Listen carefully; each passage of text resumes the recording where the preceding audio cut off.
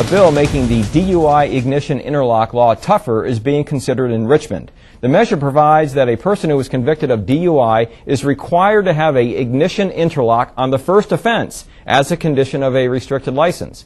Currently, the requirement for an interlock is imposed only upon a second offense or when the offender's blood alcohol concentration is above 0.15%. The American Beverage Institute calls the interlock bill a costly distraction from the real drunk driving problem. And joining us now to discuss the issue is Delegate Todd Gilbert of Woodstock, who voted for the bill, and Sarah Longwell of the American Beverage Institute, who is opposed to the bill. Thank you both for joining us. Sure thing, Thanks for having me. Todd, why is this bill needed?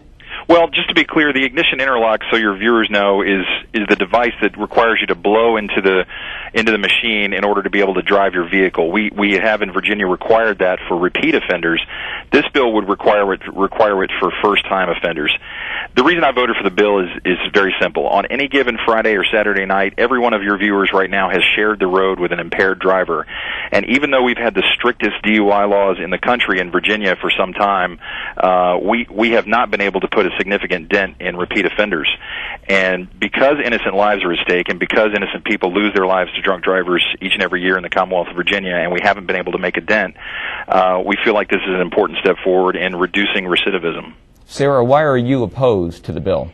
Well, let me tell you that, first of all, we are very much in favor of using the technology and putting it in the cars of these high BAC and repeat offenders. And so that would go in the car at somebody who was above 0.15 and then who had multiple offenses at any level. They would automatically get the interlock. Now, in the case of somebody who is below that 0.15 BAC level, we believe that a judge should have the discretion as to whether or not the person ought to get the interlock.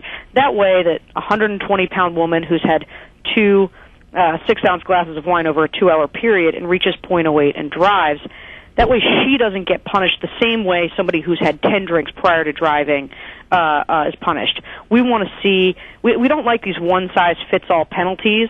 They deny judicial discretion so that a judge can sort of distinguish between somebody who is a marginal first-time offender or somebody who's actually below the legal limit, because people get DUIs below the legal limit all the time, that a judge can have the discretion to distinguish between marginal first-time offenders and these hardcore drunk drivers. Todd, you're an assistant Commonwealth's attorney. Shouldn't the judges have that discretion? Well, Bob, again, we've talked about this before. I've been a prosecutor for 13 years as my day job, if you will, and I have just been frustrated by the lack of our ability to put a dent in these repeat offenders.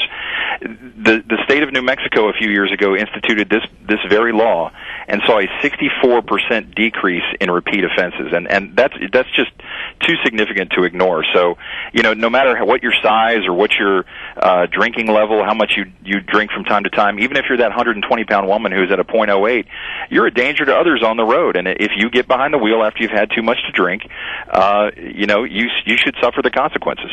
I'm glad you brought up the New Mexico study because we hear that a lot. I testify against these bills a lot, and people are constantly bringing up that New Mexico study.